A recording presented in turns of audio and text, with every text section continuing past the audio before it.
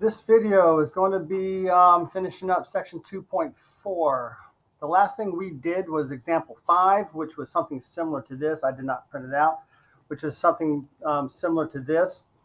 I believe that was a 3rd degree polynomial. I don't remember, but I'm at home. I didn't print. I just printed what I needed. But this is a 4th degree polynomial. We want to find the polynomial function that gave us these roots. Now remember, this is a 4th degree polynomial, so we would have 4 solutions. And just keep in mind that if you have an imaginary or a complex number, then its conjugate would also be a solution. I'm not going to completely work this problem out, but I will set it up. So I want to find the polynomial function. So what I would need to do next is to write out the linear pairs. This positive 2 would become x minus 2 as a factor. The negative 2 is x plus 2. The positive 7i is negative 7i. And the negative 7i would be a positive 7i. So write out the product of linear pairs. There it is. You would just multiply them out to get your polynomial function. So I'm going to let you do that. I'm not going to do it just to save us some time, because I got to get this video under 20 minutes so I can upload it to YouTube. All right, so we're going to go ahead and move on to example number 5, finding a polynomial function that has real coefficients. Don't worry about what it says. It has real coefficients that have 2 and 1 minus I as its zeros. Now this is a cubic function. I have root number 1 and I have root number 2. So that is a complex number. So its complex conjugate is 1 plus I. That would be root number 3. All right, so this problem has a little bit of a catch. The polynomial function is a cubic, and once I get the polynomial function, if I substitute in a 1, I will get a 3. So I've got to find some way to incorporate that. But before I do anything, what I'm going to do is I'm going to go ahead and set up the linear pairs. So here I have x minus 2, x, and we haven't seen anything like this. We've only seen just the pure imaginary number, but here we've got the complex number, and sort of different, sort of the same. It does make things a little bit more complicated. I will do x minus 1 minus I. Make sure you put 1 minus I in parentheses. And x minus 1 plus I, always minus.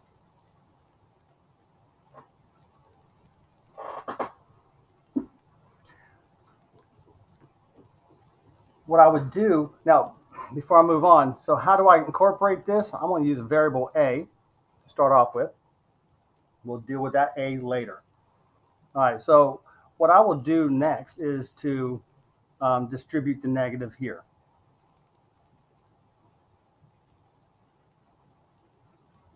And here.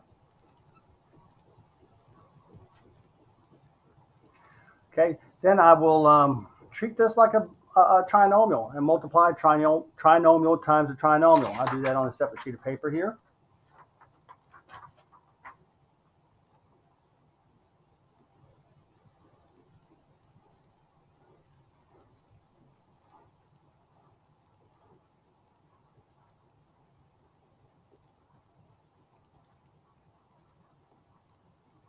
Fill in my box.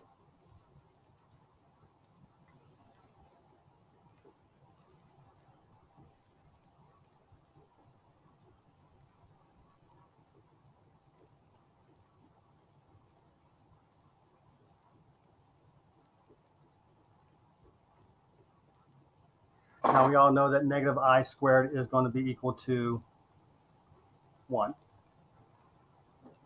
And also I'll notice, I do notice that some of this will cancel out. That positive I, this negative I.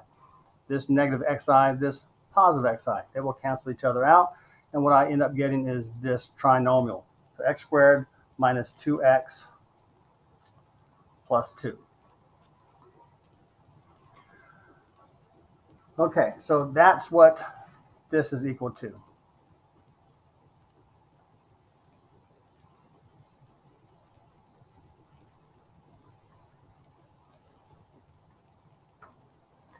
Now I have a binomial times a trinomial. So let's go ahead and multiply that out.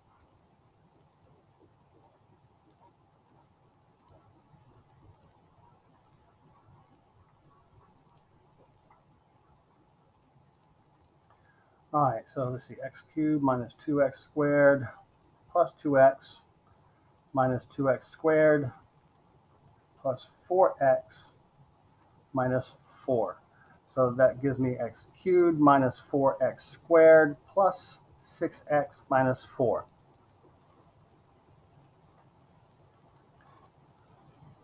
All right, so all of this is equal to that.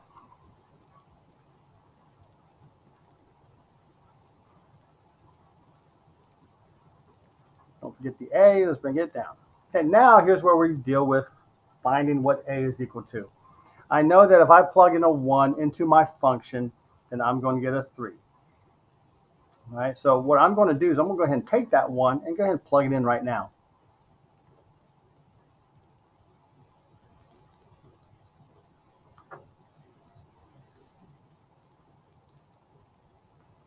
And let's go ahead and simplify things.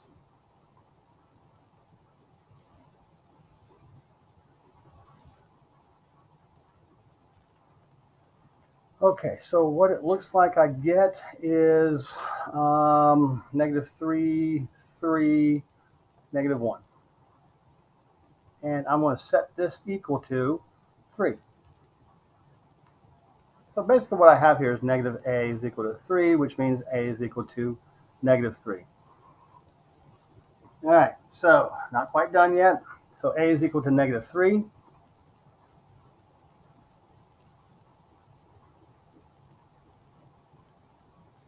Distribute the -3.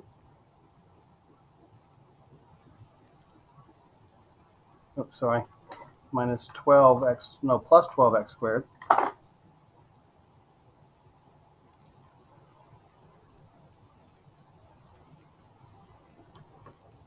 And this is your polynomial function. This polynomial function will give us 3 roots, 2, 1 minus I, and 1 plus I. And also, if I plug in a 1 into there, I will get a 3. I'll let you confirm that. In the meantime, go ahead and pause and work on this one. Okay, so we have a quartic function. I have root number 1, 2, 3. So I know root number 4 is -2i. So let's go ahead and do the linear pairs. X minus 1, x plus 2, x minus 2i, and x plus 2i.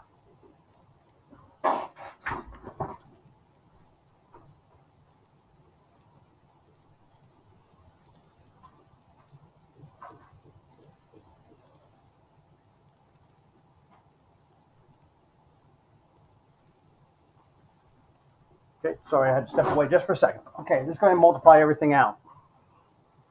Right here, I will get x squared plus x minus 2. And right here, I'll get, now this is basically a difference of 2 squares, so I'll just multiply the first terms and last terms. X squared minus 4i squared. And that simplifies to x squared plus 4. Okay, so I have a trinomial times a binomial. So let's go ahead and multiply that out.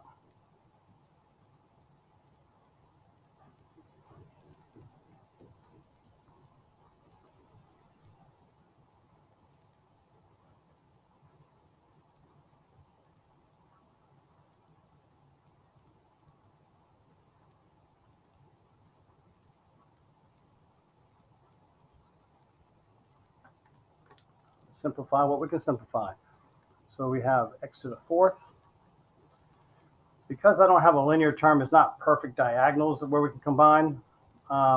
So I have to be careful here. This is next.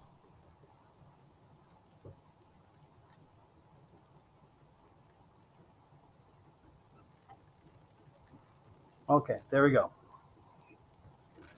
All right, so throw my a in here. And then let's go ahead and plug in a -1.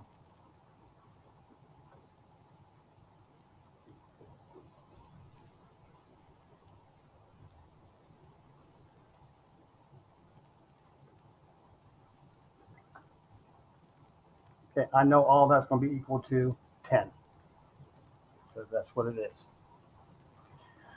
All right, so in here, so that's going to be a +1, -1, +2, -4, -8, all equal to 10. Looks like, see, that's 0, 2, -2, -10. So what I have here is -10a is equal to 10. Solve for a, I get -1. And my polynomial function, let's write it down here, is going to be -x⁴ minus x cubed minus 2x squared minus 4x plus 8. There's my polynomial function right there. Okay, I'm going to do a second video. This is going to end here. Second video will cover the rest of section 2.4.